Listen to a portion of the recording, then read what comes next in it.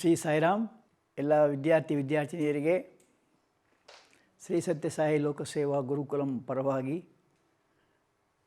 ಗಣಿತ ಪಾಠಕ್ಕೆ ಹಾರ್ದಿಕ ಸುಸ್ವಾಗತ. Hearty welcome to all students for this mathematics class about congruency of triangles. English Kannada ಎರಡು ಸೇರಿಸಿ ಹೇಳಬೇಕಾಗುತ್ತೆ. ಯಾಕೆ ನೀವು ಕನ್ನಡ ಪಾಠ ಕೇಳಿದರೂ ಕೂಡ ಇಂಗ್ಲೀಷಲ್ಲಿ ಬರಿಬೇಕಾಗುತ್ತೆ. ಎಲ್ಲ ಪದಗಳನ್ನು ಕೂಡ ನೀವು ಇಂಗ್ಲೀಷಲ್ಲೂ ಕೂಡ ಕಲಿತ್ಕೊಳ್ಬೇಕಾಗತ್ತೆ ಅಲ್ವಾ? Okay, get ready. ಸಾಯಿರಾಮ್. ಇವಾಗ ನೀವು ಜಾಮೆಟ್ರಿಲಿ ಫಸ್ಟ್ ಪಾಠದಲ್ಲಿ ಕಲ್ತಿದ್ದೀರಾ ಕೆಲವು ರೇಖಾಕೃತಿ ಪರಿಚಯ. ಹಾಗೆ ನೀವು ಹಿಂದಿನ ಕ್ಲಾಸಲ್ಲಿ ಈ ಸರ್ವಸಮ ರೇಖೆಗಳ ಬಗ್ಗೆ ನೋಡಿದ್ದೀರಾ, ಕೋನಗಳ ಬಗ್ಗೆ ನೋಡಿದ್ದೀರಾ. ಕಾಂಗ್ರುವೆಂಟ್ ಲೈನ್ಸ್ ಅಂತ ಹಂಗಂದ್ರೆ ಏನು? ಎರಡು ಲೈನ್ಗಳು ಪರಸ್ಪರ ಸಮನಾಗಿದ್ದರೆ ಅದಕ್ಕೆ ಕಾಂಗ್ರುವೆಂಟ್ ಲೈನ್ಸ್ ಅಂತ ಕರೀತಾರೆ. ಅವೆರಡು ಈಕ್ವಲ್ ಆದರೆ ಅದಕ್ಕೇನಂತಾರೆ? ಕಾಂಗ್ರುವೆಂಟ್ ಲೈನ್ಸ್ ಅಂತ ಕರೀತಾರೆ. ಉದಾಹರಣೆಗೆ A B is equal to C D, ಅದು ಕಾಂಗ್ರುವೆಂಟ್ ಅಂತ. If the lengths are equal then they are called as congruent lines ಅಂತ ಕರೀತಾರೆ ಅಲ್ವಾ? ಹಾಗೆ ಆ್ಯಂಗಲ್ಸ್ ಬಗ್ಗೆ ಕೂಡ ಕಲ್ತಿದ್ದೀರಾ, ಕೋನಗಳು ಅಂತಾರೆ. ಆಮೇಲೆ ಕಾಂಗ್ರುವೆಂಟ್ ಆ್ಯಂಗಲ್ಸ್ ಕೂಡ ಬರ್ತವೆ. ಸೊ ಇದನ್ನು ಕೂಡ ನೀವು ಈಗಾಗಲೇ ಕಲ್ತಿದ್ದೀರಾ. ತ್ರಿಕೋನಗಳಲ್ಲಿ ಒಟ್ಟು 6 ರೀತಿ ತ್ರಿಕೋನ ಬರ್ತದೆ. ಅಂದರೆ ಮುಖ್ಯವಾಗಿ ಕೋನಕ್ಕೆ ಸಂಬಂಧಪಟ್ಟ ಹಾಗೆ 3 ರೀತಿ ತ್ರಿಕೋನಗಳು: ಲಘುಕೋನ ತ್ರಿಕೋನ, ಲಂಬಕೋನ ತ್ರಿಕೋನ, ವಿಶಾಲ ಕೋನ ತ್ರಿಕೋನ ಅಂತ ಅಲ್ವಾ? ಆಮೇಲೆ ಬಾಹುಗೆ ಸಮನಾಗಿ ಸಮಬಾಹು ತ್ರಿಕೋನ, ಸಮದ್ವಿಬಾಹು ತ್ರಿಕೋನ ಮತ್ತು ಅಸಮಬಾಹು ತ್ರಿಕೋನ ಅಂಥೇಳಿ 3 ರೀತಿಯ ಒಟ್ಟು 6 ರೀತಿಯ ತ್ರಿಕೋನಗಳ ಬಗ್ಗೆ ಈಗಾಗಲೇ ನಾವು ಕಲ್ತಿದ್ದೀವಿ. ಸೊ ಈಗ ಕಲ್ತಿದ್ದನ್ನು ಜ್ಞಾಪಿಸ್ತಾ ಇರೋದು. ಇನ್ನೊಂದು, ಒಂದು ತ್ರಿಭುಜದ 3 ಕೋನಗಳ ಮೊತ್ತ ಎಷ್ಟಿರುತ್ತದೆ? 180 ಡಿಗ್ರಿ ಇರ್ತದೆ. ಸೊ 3 ಕೋನ ಇರುತ್ತೆ ಅಂತ ಗೊತ್ತಿದೆ. ಆ 3 ಕೋನ ಮೊತ್ತ ಎಷ್ಟಿರ್ತದೆ? 180 ಡಿಗ್ರಿ ಆಗುತ್ತದೆ ಅಲ್ವಾ? ಒಂದು ಎಷ್ಟು ಲಂಬಕೋನ ಆಗುತ್ತೆ? 2 ಲಂಬಕೋನ ಆಗುತ್ತೆ.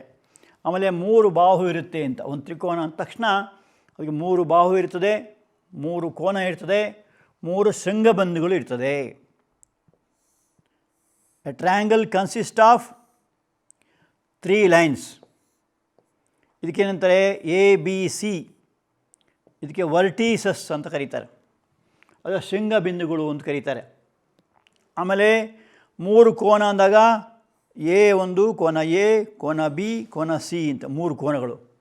ಆಮೇಲೆ 3 ಬಾಹುಗಳು ಅಂದಾಗ A B, B C, C A ಅಂತ ಹೇಳ್ಬಿಟ್ಟು. ಸೊ 3 ಬಾಹುಗಳು. ಆಮೇಲೆ ಶೃಂಗಬಿಂದು ಅಂದರೆ ಯಾವುದು? ಎ ಬಿ ಸಿ ಅಂತ. So every triangle will have 3 sides, 3 angles and 3 vertices. So all together forms a triangle. That's what you already studied. Okay? So this is the thing we already studied. We just reminded you. ನಿಮಗೆ ಅದನ್ನು ಜ್ಞಾಪಿಸಿದಷ್ಟೇ ಇದೆ. So ಇವತ್ತಿನ ದಿವಸ ನಾವು ಸ್ವಲ್ಪ ವಿಶೇಷ ಬಗೆಯಲ್ಲಿ ಕಲೀಲಿಕ್ಕಿದೆ. ಅದೇನು ಅಂದರೆ ಕಾಂಗ್ರುವೆಂಟ್ ಫಿಗರ್ಸ್ ಅಂತ ಕರೀತಾರೆ, ಅಥವಾ ಸರ್ವಸಮ. ನೋಡಿ, ಒಂದೇ ಆಕಾರ ಮತ್ತು ಗಾತ್ರ ಇರುವ ಆಕೃತಿಗಳನ್ನು ಸರ್ವಸಮ ಆಕೃತಿಗಳು ಅಂತ ಕರೀತಾರೆ. ಮತ್ತು ಈ ಗುಣವನ್ನು ಸರ್ವಸಮತೆ ಅಂತ ಕರೀತಾರೆ. ಸರ್ವಸಮತೆ, ಸರ್ವಸಮ ಆಕೃತಿಗಳು. ನೀವು ಹೇಳ್ತೀರಾ ಎಲ್ಲೆಲ್ಲಿದೆ ನಿತ್ಯ ಜೀವನದಲ್ಲಿ? ಅದು ಇಂಗ್ಲೀಷ್ ಹೇಳೋದಾದರೆ 2 figures which have the same shape and same size. ಹೇಳ್ತೀರಾ ಎಲ್ಲೆಲ್ಲಿದೆ ಅಂತ? ನೋಡಿ, ನೀವೀಗ ಪಾಸ್ಪೋರ್ಟ್ ಸೈಜ್ ಫೋಟೋ ಅಂತ ಕೇಳಿದ್ದೀರಾ ಅಲ್ವಾ? ಅದರ ಉದ್ದ ಅಗಲ ಒಂದೇ ಥರ ಇರುತ್ತೆ, ನಿಮ್ಮ ಹತ್ರ ಇರುತ್ತೆ. ಇದು ಪಾಸ್ಪೋರ್ಟ್ ಸೈಜ್ ಫೋಟೋಸ್. ಇದು ಸೇಮ್ ಶೇಪು, ಸೇಮ್ ಸೈಜ್ ಇದೆ ಅಲ್ವಾ? ಹಾಗೆ ಕಾಯಿನ್ಸ್ ತಗೊಂಡ್ರೆ, 1 ರೂಪಾಯಿ ಕಾಯಿನು ಅಥವಾ 2 rupees ಕಾಯಿನು, 5 rupees ಕಾಯಿನ್ ಯಾವುದಾದ್ರು ನೋಡಿ, ಸೇಮ್ ಶೇಪ್ ಇರುತ್ತೆ, ಸೇಮ್ ಸೈಜ್ ಇರುತ್ತೆ ಅಲ್ವಾ? ಸೊ ಅದು ಕಾಂಗ್ರುವೆಂಟ್ ಫಿಗರ್ಸ್ ಅಂತ ಕರೀತಾರೆ. ಹಾಗೆ ಕಾಂಗ್ರುವೆಂಟ್ ಸ್ಕ್ವೇರ್ಸ್. ಇದು ನೋಡಿ, ಇದೇನೆಂದರೆ 2 ಒಂದಕ್ಕೊಂದು ಸಮನಾಗಿರುತ್ತದೆ. ಇದರ ಉದ್ದ ಅಗಲ ಸೇಮ್ ಇರುತ್ತೆ ಅಲ್ವಾ. ಇದು ಕೂಡ ಒಂದು ಕಾಂಗ್ರಿವೆಂಟ್ ಫಿಗರ್ಸು. ಆಮೇಲೆ ಕಾಂಗ್ರಿವೆಂಟ್ ಟ್ರಯಾಂಗಲ್ಸು, ಎರಡು ಒಂದಕ್ಕೊಂದು ಸೇಮ್, ಅದರ ಉದ್ದ ಅದರ 3 ಸೈಡ್ಸ್ ಕೂಡ ಸೇಮ್ ಆಗಿರುತ್ತೆ ಅಲ್ವಾ. ಇದಕ್ಕೇನಂತಾರೆ ಕಾಂಗ್ರಿವೆಂಟ್ ಟ್ರಯಾಂಗಲ್ಸ್ ಅಂತ ಕರೀತಾರೆ. ಇದು ಕೂಡ ಒಂದು ರೀತಿಯ ಕಾಂಗ್ರಿವೆಂಟ್ ಸ್ಕ್ವೇರ್ಸು, ಹಾಗೆ ಕಾಂಗ್ರಿವೆಂಟ್ ಸರ್ಕಲ್ಸು, ಆಮೇಲೆ ಕಾಂಗ್ರಿವೆಂಟ್ ರೆಕ್ಟ್ಯಾಂಗಲ್ಸು. ಸೊ ಕಾಂಗ್ರಿವೆಂಟ್ ಅಂದ್ರೆ ಅರ್ಥ ಏನು? ಶೇಪು ಒಂದೇ ಇರಬೇಕು, ಸೈಜು ಒಂದೇ ಇರಬೇಕು, ಅಂದರೆ ಒಂದೇ ಮೇಲೆ ಒಂದು ಇಟ್ಟಾಗ ಕರೆಕ್ಟಾಗಿ ಇದು ಒಂದಕ್ಕೊಂದು ಹೊಂದ್ಕೊಳ್ತದೆ ಅಂತ ಹೇಳ್ಬಿಟ್ಟು. ಸೊ ಈ ಥರ ಇದ್ರೆ ಅಂತ ಕರೀತಾರೆ, ಅದಕ್ಕೆ ಕಾಂಗ್ರಿವೆಂಟ್ ಫಿಗರ್ಸ್ ಅಂತ ಕರೀತಾರೆ. ಅರ್ಥ ಆಯ್ತಲ್ಲ. ಇವಾಗ ಉದಾಹರಣೆ, 2 1 ರೂಪಾಯಿ ನಾಣ್ಯಗಳು ಈಗ ನಿಮ್ಗೆ ತೋರಿಸಿದ್ದೀನಿ. 1 ರೂಪಾಯಿದಾಗ್ಬೋದು, 2 ರೂಪಾಯಿದಾಗ್ಬೋದು, 5 ರೂಪಾಯಿ ಯಾವುದೂ ಆಗ್ಬೋದು. ಆದರೆ ಅದರಲ್ಲಿ ದಪ್ಪ ತಗೋಬಾರ್ದು, ಲೆಕ್ಕ ತಗೋಬಾರ್ದು. ಆಕೃತಿ ಅಂತ ಹೇಳಿದ್ರೆ ದಪ್ಪ ಬರೋದಿಲ್ಲ. ಸೊ ಅದು ಉದಾಹರಣೆ. ಆಮೇಲೆ ಪೋಸ್ಟ್ ಕಾರ್ಡ್ಸ್ ನೋಡೋದಿಲ್ಲ, ಪೋಸ್ಟ್ ಆಫೀಸ್ ಇರ್ತದಲ್ಲ post cards. So 2 post cards will have the same shape and same size. ಆಮೇಲೆ 1 rupee coins, it may 1 rupee coins or 2 rupee coins, whatever it is. Next passport ಗಾತ್ರದ ಫೋಟೋಗಳು. So photos of passport size, ಅದು ಪಾಸ್ಪೋರ್ಟೇ ಬೇಕಂತಿಲ್ಲ, stamp size ಆಗುತ್ತೆ ಅಥವಾ life size ಆಗುತ್ತೆ, ಯಾವುದೂ ಆಗುತ್ತೆ. ಅಲ್ಲಿ ಏನಂದರೆ ಶೇಪ್ ಒಂದೇ ಇರಬೇಕು, ಅದರ ಅಳತೆಗಳು ಒಂದೇ ಇರಬೇಕು. ಆ ಥರ ಇದ್ದಾಗ ಏನಾಗುತ್ತೆ, ಅದು ಕಾಂಗ್ರಿವೆಂಟ್ ಫಿಗರ್ಸ್ ಅಂತ ಕರೀತಾರೆ. ಆ ಪ್ರಾಪರ್ಟಿ ಹೆಸರು ಕಾಂಗ್ರಿವೆನ್ಸಿ ಅಂತ ಕರೀತಾರೆ ಅಲ್ವಾ. ಈ ವಿಷಯ ನಾವು ಇವತ್ತಿನ ದಿವಸ ಸ್ವಲ್ಪ ತಿಳ್ಕೊಳ್ಳೋಣ. ಮುಖ್ಯವಾಗಿ ನಾವು ನೋಡಬೇಕಾದ ಈಗ ತ್ರಿಭುಜಗಳ ಸರ್ವಸಮ್ಮತೆ ಅಂತ ಹೇಳ್ಬಿಟ್ಟು. ಇಷ್ಟರೇ ಬೇರೆ ಬೇರೆ ಶೇಪ್ ನೋಡಿ ಆಯಿತು. ಈ ತ್ರಿಭುಜಗಳ ಸರ್ವಸಮ್ಮತೆ ಅಂದ್ರೇನು? 2 triangles are congruent if all the sides and all the angles of one triangle are equal to the corresponding sides and angles of the other. ಅಂದರೆ ಹೆಂಗೆ ಹೇಳ್ಬೋದು ಕನ್ನಡದಲ್ಲಿ? 2 ತ್ರಿಭುಜಗಳ, ತ್ರಿಭುಜ ಎ ಬಿ ಸಿ ಮತ್ತು ತ್ರಿಭುಜ XYZ ಅಂತ 2 ತ್ರಿಭುಜ ಅಂದರೆ ಹೀಗೆ, ಎ ಬಿ ಸಿ ಒಂದು ತ್ರಿಭುಜ, XYZ ಒಂದು ತ್ರಿಭುಜ. ಎಲ್ಲ ಬಾಹುಗಳು ಅಂದಾಗ ಯಾವುದು ಬಾಹುಗಳು? ಎ ಬಿ ಮತ್ತು XY, ಇನ್ನೊಂದು ಬಿ ಸಿ ಮತ್ತು YZ, ಇನ್ನೊಂದು ಎ ಸಿ ಮತ್ತು XZ. ಸೊ ಎಲ್ಲ ಬಾಹುಗಳು ಮತ್ತೊಂದೇನು? ಎಲ್ಲ ಕೋನಗಳು, angles. Angle A is equal to angle X ಅಲ್ವಾ.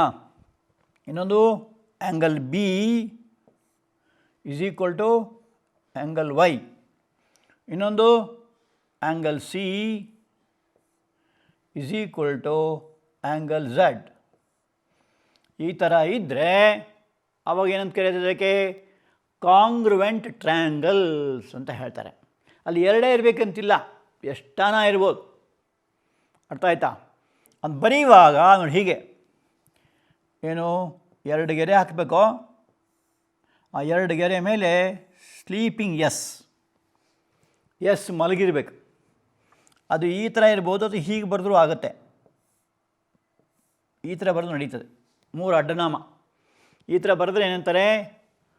ಕಾಂಗ್ರುವೆಂಟ್ ಅಂತ ಕರೀತಾರೆ. ಸಪೋಸ್ ಇಷ್ಟು ಮಾತ್ರ ಬರೆದ್ರೆ ಅದ್ರ ಬಗ್ಗೆ ಮುಂದೆ ಕಲಿತೀರಾ. ಸಿಮಿಲರ್ ಅಂತ ಕರೀತಾರೆ. ಹೀಗೂ ಬರೀಬೋದು, ಹೀಗೆ ಬರೆದ್ರೂ ಆಗ್ಬೋದು. ಈ ಜಾಮೆಟ್ರಿಲಿಗೆ ಅವೆಲ್ಲ ಸಿಂಬಲ್ಸ್ ತುಂಬ ಹೆಸರು ಕೊಡ್ತದೆ ಅಲ್ವಾ. ಹಿಂಗೆ ಬರೆದು ಏನರ್ಥ? ಸಿಮಿಲರ್ ಅಂತ ಕರೀತಾರೆ. ಅದು ಇನ್ನು ಮುಂದಿನ ಕ್ಲಾಸಲ್ಲಿ ನೋಡೋಕ್ಕಿದೆ. ಅದಕ್ಕೇನಂತಾರೆ? ಸಮರೂಪತೆ ಅಂತ ಕರೀತಾರೆ ಅಲ್ವಾ. ಸೊ ಈ ಸಿಂಬಲ್ ನೋಡ್ಕೊಳ್ಳಿ. ಸೊ ಇದನ್ನು ಏನಂತಾರೆ? ಸರ್ವಸಮ ತ್ರಿಕೋನಗಳು ಅಂತ ಕರೀತಾರೆ. ಇದು ತ್ರಿಭುಜಗಳ ಸರ್ವಸಮ್ಮತೆಗೆ. ಸೊ ಕಂಡೀಷನ್ಸ್ ಇದೆ ಇದಕ್ಕೆ. ಮುಖ್ಯವಾಗಿ 4 ಕಂಡೀಷನ್ ಇದೆ. 1ನೇ ಕಂಡೀಷನ್ನು SAS ಅಂತಾರೆ. ಅಂದರೆ ಬಾಹು ಕೋನ ಬಾಹು ಕ್ರೈಟೀರಿಯಾ. ಕ್ರೈಟೀರಿಯಾ ಅಂದರೆ ನಿಬಂಧನೆ ಅಂತ ಹೇಳ್ತಾರೆ. ನಿಬಂಧನೆ ಕಂಡೀಷನ್. ಯಾವಾಗ 2 ತ್ರಿಕೋನಗಳು ಸರ್ವಸಮ ಆಗ್ತವೆ? ಒಂದು ತ್ರಿಭುಜದ 2 ಬಾಹುಗಳು ನೋಡಿ. 2 ತ್ರಿಭುಜ ತಗೊಳ್ಳೋಣ. ಒಂದರ ಹೆಸರು ಎ ಬಿ ಸಿ ಅಂತ ತಗೊಳ್ಳೋಣ. ಇನ್ನೊಂದು ಹೆಸರು ಪಿ ಕ್ಯೂ ಆರ್ ಅಂತ ತಗೊಳ್ಳೋಣ. ಎರಡು ಬಾಹುಗಳು ಮತ್ತು ಅವುಗಳಿಂದ ಉಂಟಾದ ಕೋನ, angle formed by them. So two sides ಅಂದಾಗ ಯಾವುದು? ಎ ಬಿ ಮತ್ತು ಪಿ ಕ್ಯೂ ಒಂದು ಸೈಡು, ಒಂದು ಪೇರ್. ಇನ್ನೊಂದು B C and Q R. ಸರಿನಾ? ಅವುಗಳಿಂದ ಉಂಟಾದ ಕೋನ ಅಂದಾಗ angle B is equal to angle Q. English ಹೇಳೋದಾದರೆ if any two sides and included angle of one triangle are equal to the corresponding sides and included angle of the other triangle, then the two triangles are said to be congruent. ಅದನ್ನು ಕನ್ನಡದಲ್ಲಿ ಅಂತಾರೆ ಸರ್ವಸಮ ತ್ರಿಕೋನಗಳು ಅಂತ ಕರೀತಾರೆ. ಆವಾಗ ನೀವು ಕೇಳ್ಬೋದು, ಅದೇನು sir ಬಿನೇ ತಗೋಬೇಕಾ, ಬೇರೆ ತಗೋಬಾರ್ದಾ ಅಂತ ಕೇಳ್ಬೋದು. ಬೇರೆನೇ ತಗೋಬೋದು, ಅದಕ್ಕೆ ಬಿನೇ ತಗೋಬೇಕಂತಿಲ್ಲ. ಸಪೋಸ್ ಸಿ ತಗೊಳ್ಳಬಹುದು, ಸಿ ತಗೊಂಡು ಇಲ್ಲಿ ಆರ್ ತಗೊಬೋದು. ಅದೇ ಅನುಕ್ರಮ ಇರಬೇಕು, ಅಷ್ಟೇ ಇಂಪಾರ್ಟೆಂಟ್. ಸಿ ತಗೋಬೇಕಾದ್ರೆ ನಿಮಗೇನಾಗಬೇಕು? ಈ ಎರಡು ಬಾಹು ತಗೋಬೇಕಾಗ್ತದೆ. ಯಾವುದೆಲ್ಲ? ಬಿ ಸಿ ಮತ್ತು ಕ್ಯೂ ಆರ್ ಮತ್ತು ಪಿ ಆರ್ ಮತ್ತು A C ತಗೋಬೇಕಾಗ್ತದೆ.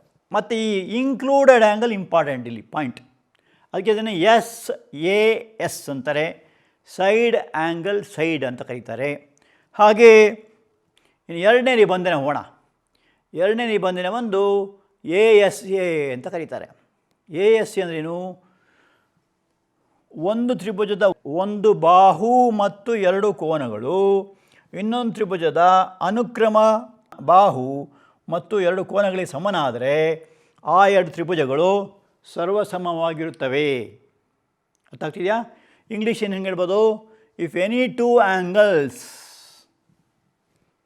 And one side of a triangle are equal to the corresponding angles and the side of another triangle, then the two triangles are ಕಾಂಗ್ರುವೆಂಟ್.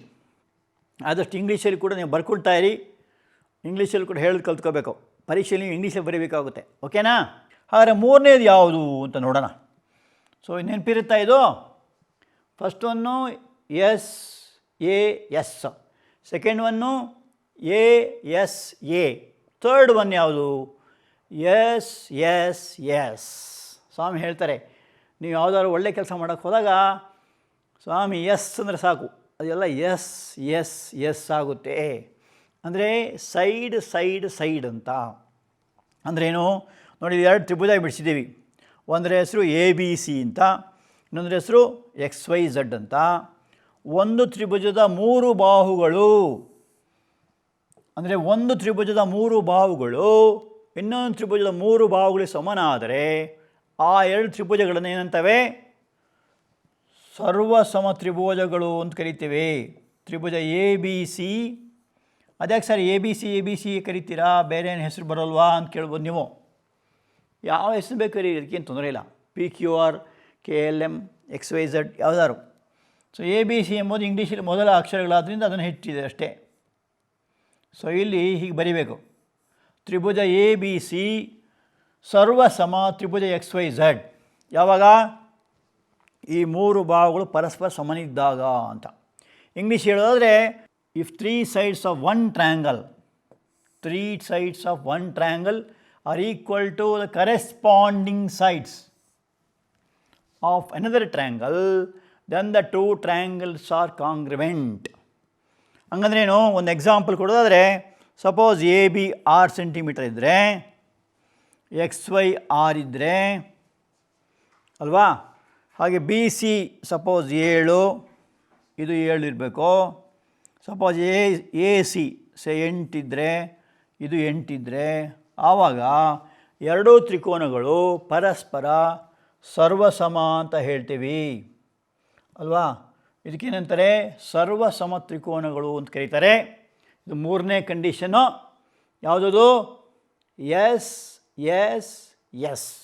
ಇನ್ನೇನಾದರೂ condition ಇದೆಯಾ ಅಂತ ಕೇಳ್ಬೋದು. ಇದೇ ಒಂದು ವಿಶೇಷವಾದ ಕ್ರೈಟೀರಿಯಾ ಇದೆ. ಅದೇನದು? ಲಂಬಕೋನ, ವಿಕರ್ಣ, ಬಾಹು. ಏನು ವಿಕರ್ಣ ಅಂದರೆ?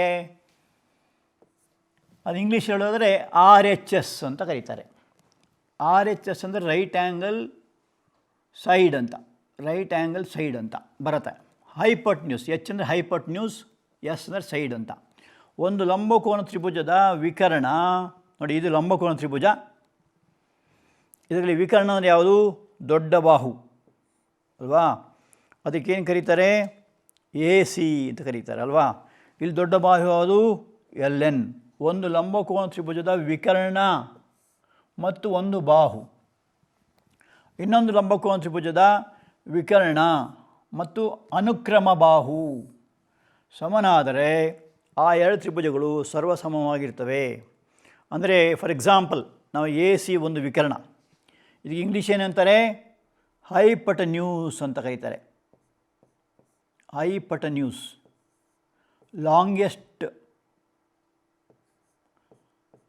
Longest side in a right angle triangle.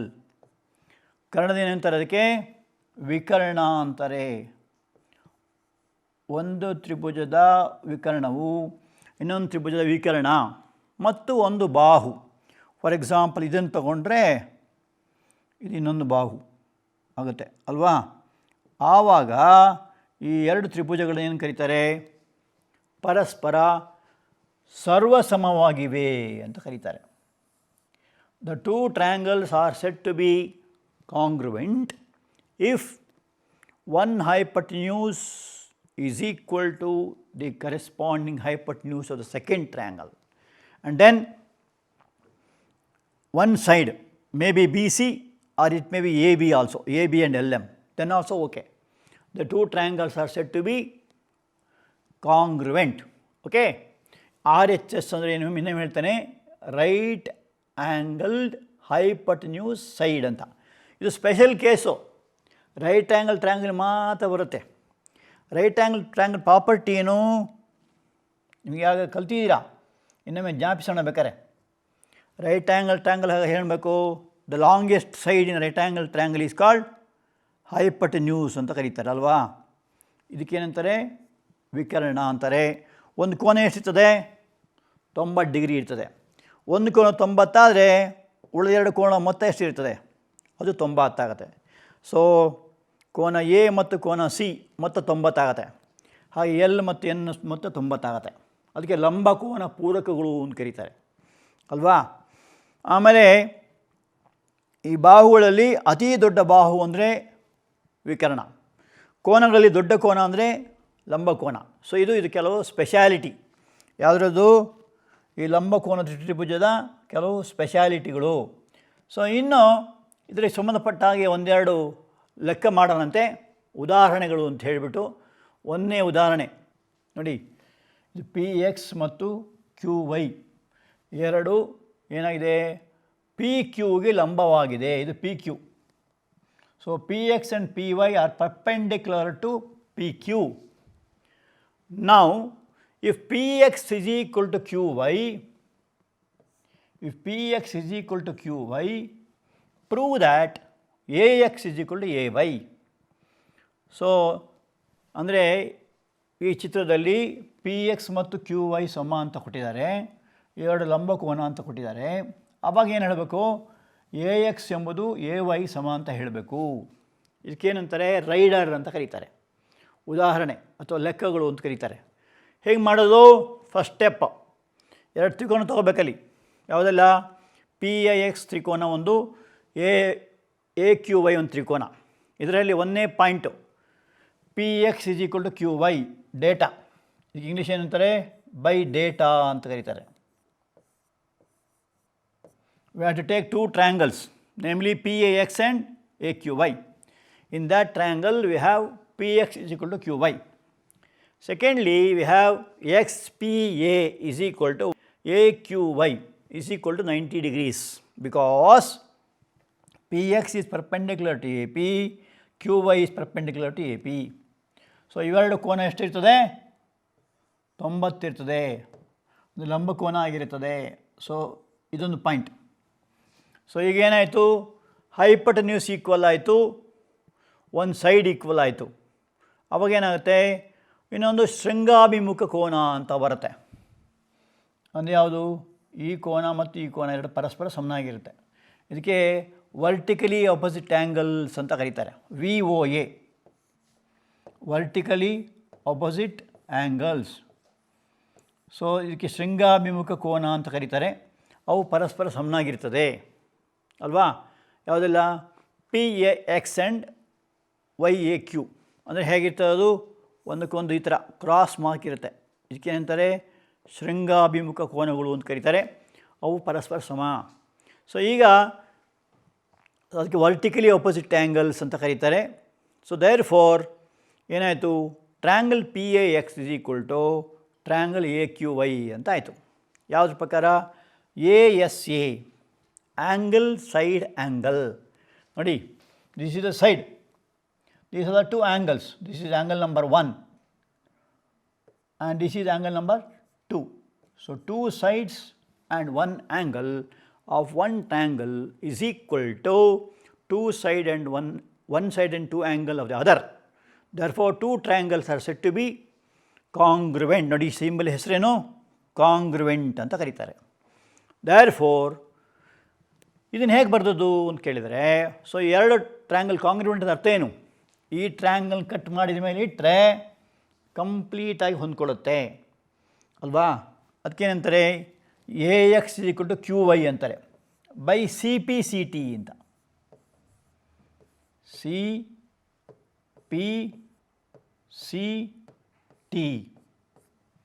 CPCT ಹಂಗಂದೇನರ್ಥ, corresponding parts of congruent triangles.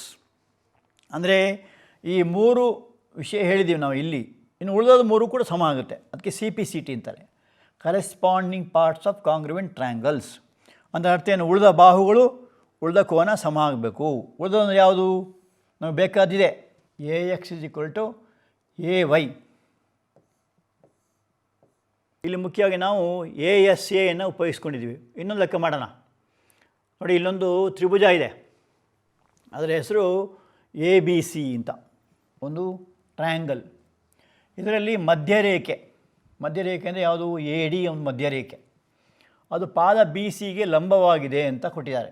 So it is perpendicular ಅಂತ. ಆಮೇಲೆ ತ್ರಿಭುಜ ABC ಸಮದ್ವಿಬಾಹು ತ್ರಿಭುಜ ಅಂತ ಸಾಧಿಸಬೇಕು. ಇದು ಏನಂತ ಹೇಳಬೇಕು, ಸಮದ್ವಿಬಾಹು. ಹಂಗನೇನರ್ಥ, ಇಂಗ್ಲೀಷಲ್ಲಿ ಏನಂತಾರೆ, ಐಸಾಸೆಲಸ್ ಟ್ರ್ಯಾಂಗಲ್ ಅಂತ ಕರೀತಾರೆ. ಗೊತ್ತಾಯ್ತಾ. ಸೊ ಈಗ ಅದು ಸಾಧಿಸಬೇಕು ಅಂತ. So what you have to write ನಾವು, here is a triangle called ABC in which AD is drawn perpendicular to BC and you are given that it is also the median. So AD is called as the median. What does the median do? Median divides the opposite side into two parts and these two parts are equal. BD ಎಂಬುದು DC ಸಮನಾಗಿರುತ್ತೆ, ಅದು median ಕೆಲಸ. ಕನ್ನಡದ ಏನಂತಾರೆ, ಅದಕ್ಕೆ ಮಧ್ಯರೇಖೆ ಅಂತ ಕರೀತಾರೆ. ಆಮೇಲೆ ಇನ್ನೇನು ಕೊಟ್ಟಿದ್ದಾರೆ ಅವರು, ಇದು ಲಂಬವಾಗಿರುತ್ತೆ ಅಂತ ಕೊಟ್ಟಿದ್ದಾರೆ. ಅದರ ಅರ್ಥ ಏನು, ಕೋನ ಎಷ್ಟಿರಬೇಕು, 90 ಡಿಗ್ರಿ ಇರಬೇಕಲ್ವಾ. ಸೊ ಹೇಗೆ ಸಾಧಿಸೋದು, ತ್ರಿಭುಜ ABCಯಲ್ಲಿ AD ಲಂಬ BC ಮತ್ತು BD = DC. ಯಾಕೆಂದರೆ DU BCಯ ಮಧ್ಯಬಿಂದು. ಇವಾಗ ಏನು ಮಾಡಬೇಕು, ಎರಡು ಟ್ರ್ಯಾಂಗಲ್ ಬರುತ್ತೆ, ಒಂದು ABD ಅಂತ, ಒಂದು ADC ಅಂತ. So you have two triangles here. One triangle is called ABD, another triangle is called ADC. Now let us make use of the theorem what you have studied. So for that we will see what is given. So BD = DC given. So ಇವೆರಡೂ ಕೂಡ ಕೊಟ್ಟಿದ್ದಾರೆ. ಇದಕ್ಕೇನಂತಾರೆ, ದತ್ತ ಅಂತಾರೆ, ಅಥವಾ ಇಂಗ್ಲೀಷಲ್ಲಿ data ಅಂತ ಕರೀತಾರೆ. So you are given that BD = DC. ನೋಡಿ, BD = DC and angle ADB is equal to angle ADC. So both angles are equal to 90 degrees. One more thing you are given, A D is a common side. ಇದಕ್ಕೆ common side ಅಂತ ಕರೀತಾರೆ. ಅಂದರೆ ಆ ಟ್ರ್ಯಾಂಗಲ್ಗೂ ಇದೆ, ಈ ಟ್ರ್ಯಾಂಗಲ್ಗೂ ಇದೆ. So ಅದಕ್ಕೆ ಇದನ್ನೇಂತಾರೆ common side ಅಂತ ಕರೀತಾರೆ. Therefore triangle A B D is congruent to triangle A D C. A B D triangle A D C ಟ್ರ್ಯಾಂಗಲಿಗೆ ಏನು ಸರ್ವಸಮವಾಗಿರ್ತದೆ ಅಂತ ಹೇಳ್ಬಿಟ್ಟು. ಯಾವುದ್ರ ಪ್ರಕಾರ? ಎಸ್ ಎ ಎಸ್ ಅಂತ. ಅವನೇನು ಇದು ಒಂದು ಸೈಡು, ಇದು ಒಂದು ಸೈಡು, ಇದೊಂದು ಆ್ಯಂಗಲ್. S A S. ಬಾಹು ಕೋನ ಬಾಹು. ಒಂದು ತ್ರಿಭುಜದ ಬಾಹು ಕೋನ ಬಾಹುಗಳು ಇನ್ನೊಂದು ತ್ರಿಭುಜದ ಬಾಹು ಕೋನ ಬಾಹುಗಳಿಗೆ ಸಮನಾದರೆ ಅದಕ್ಕೇನಂತಾರೆ ಎಸ್ ಎ ಎಸ್ ಅಂತ ಕರೀತಾರೆ. ಇದರ ಪ್ರಕಾರ ಸಮ ಅಂತ. ಆದ್ದರಿಂದ ಏನಾಯಿತು? A B is equal to A C. ಅದನ್ನೇ ಪ್ರೂವ್ ಮಾಡ್ಬೇಕು ನಾವು. ಆಗ ಎ ಬಿ ಇಸ್ಗಳು ಎ ಸಿ ಆದರೆ ಏನಾಗುತ್ತೆ? ತ್ರಿಭುಜ ಎ ಬಿ ಸಿ ಒಂದು ಸಮದ್ವಿಬಾಹು ತ್ರಿಭುಜ ಆಗುತ್ತೆ. ದ್ವಿಬಾಹು. ದ್ವಿ ಅಂದರೆ ಅರ್ಥ ಏನು? ಎರಡು. ಸೊ ಇಲ್ಲಿ ಈ ಎರಡು ಬಾಹುಗಳು ಸಮ ಅಂತ ನಾವು ಸಾಧಿಸಿದ್ದೀವಿ. ಈಗ A B is equal to A C ಅಂದರೆ ಅರ್ಥ ಏನು? ಸಪೋಸ್ ಇದು 6 ಸೆಂಟಿಮೀಟ್ರ್ ಇದ್ದರೆ ಅದಿಷ್ಟಿರಬೇಕೋ 6 ಅಂತ ಸಾಧಿಸಿದ್ವಿ ನಾವೀಗ. ಸೊ ಇದು 6 ಇರ್ತದೆ, ಅದು 6 ಇರ್ತದೆ ಅಂತ ಹೇಳ್ಬಿಟ್ಟು. ಸೊ ಅರ್ಥ ಆಯ್ತಾ? ಸೊ ಇದಕ್ಕೇನಂತಾರೆ ರೈಡರ್ ಅಂತ ಕರೀತಾರೆ. ಇದು ಪ್ರಮೇಯದ ಆಧಾರದಲ್ಲಿ ಮಾಡ್ತಕ್ಕಂಥ ಒಂದು ವಿಷಯ. ಸೊ ಇದು 2ನೇ ಲೆಕ್ಕ. ಇನ್ನು ಸ್ವಲ್ಪ ಹೋಮ್ವರ್ಕ್ ನೋಡೋಣ. 1ನೇದಾಗಿ ನೋಡಿ, ಒಂದು ಚಿತ್ರ ಬಿಡಿಸ್ತಾ ಇದ್ದೀವಿ. ತ್ರಿಭುಜ ಎ ಬಿ ಸಿ ಅಂತ ಇದೆ ಇಲ್ಲಿ. ಇದರಲ್ಲಿ ಕೋನ ಬಿ ಈಸ್ ಈಕ್ವಲ್ ಟು ಕೋನ ಸಿ ಕೊಟ್ಟಿದ್ದಾರೆ.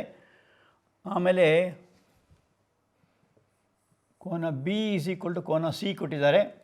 ಆಮೇಲೆ ಎ ಡಿ ಲಂಬ ಬಿ ಸಿ ಕೊಟ್ಟಿದ್ದಾರೆ. ಆ ತ್ರಿಭುಜ ಎ ಬಿ ಡಿಯು ಎ ಸಿ ಡಿಗೆ ಸಮ ಆಗಬೇಕಾದ್ರೆ ಯಾವ ಸಿದ್ಧಾಂತ ಬಳಸಬೇಕು ಅಂತ. R H S, A S ಏನೋ, S A S, S S S ಅಂತ. ಇದು 4 ಸಿದ್ಧಾಂತಗಳು ಯಾವುದು ಬಳಸಬೇಕು ಅಂತ. ಇನ್ನು 2ನೇ ಲೆಕ್ಕ. ಚಿತ್ರದಲ್ಲಿ ಎ ಬಿ ಸಮಾನಾಂತರ ಸಿ ಡಿ ಅಂತ ಕೊಟ್ಟಿದ್ದಾರೆ. ಆಮೇಲೆ ಓ ಬಿಂದುವು ಬಿ ಸಿಯ ಮಧ್ಯಬಿಂದು. ಓ ಎಂಬುದು ಬಿ ಸಿಯ ಮಧ್ಯಬಿಂದು ಆಗಿದೆ ಅಂತ ಕೊಟ್ಟಿದ್ದಾರೆ. A O is equal to O D ಎಂದು ಸಾಧಿಸಿ ಅಂತ ಹೇಳಿದ್ದಾರೆ. ಮಾಡ್ತೀರಾ? ಸಮಾನಾಂತರ ಗೊತ್ತಲ್ಲ, 2 ರೇಖೆಗಳನ್ನು ಎಷ್ಟು ವರ್ಧಿಸಿದರೂ ಕೂಡ ಒಂದನ್ನೊಂದು ಛೇದಿಸುವುದಿಲ್ಲ, ರೈಲ್ವೆ ಹಳಿಗಳಿದ್ದಾಗೆ. ಸೊ ಈ ಥರ ಇದೆ ಅಂತ ಅರ್ಥ. ಇನ್ನೀಗ ಸೇರಿಸ್ತೇವೆ, ಹೀಗೆ ಸೇರಿಸಿದ್ದೇವೆ, ಸರಿನಾ? ಆವಾಗ ಏನು ಮಾಡಬೇಕು ನಾವು? ಎ ಓ ಇಸ್ಗಳು ಓ ಡಿಯನ್ನು ಸಾಧಿಸಬೇಕು. ಅಂದರೆ ಓ ಏನು ಮಾಡ್ತದೆ? ಎ ಡಿಯನ್ನು ವಿಭಾಗಿಸುತ್ತದೆ ಅಂತ ಹೇಳಬೇಕು. ಇದಿಷ್ಟು ಹೋಮ್ವರ್ಕು ಮಾಡ್ಕೊಂಬರ್ತೀರಾ? ಓಕೆನಾ? ಇನ್ನೊಂದು ಲೆಕ್ಕ ಏನಂದರೆ 3 ತ್ರಿಭುಜ ಇದೆ, 2 ತ್ರಿಭುಜ. ಒಂದರ ಹೆಸರು ಎ ಬಿ ಸಿ ಅಂತ, ಇನ್ನೊಂದು ಪಿ ಕ್ಯೂ ಆರ್ ಅಂತ. ಇದರಲ್ಲಿ ಅವುಗಳಿಗೆ ಸಮಾನಾದ ಕೋನ ಹೆಸರು ಹೇಳಬೇಕು.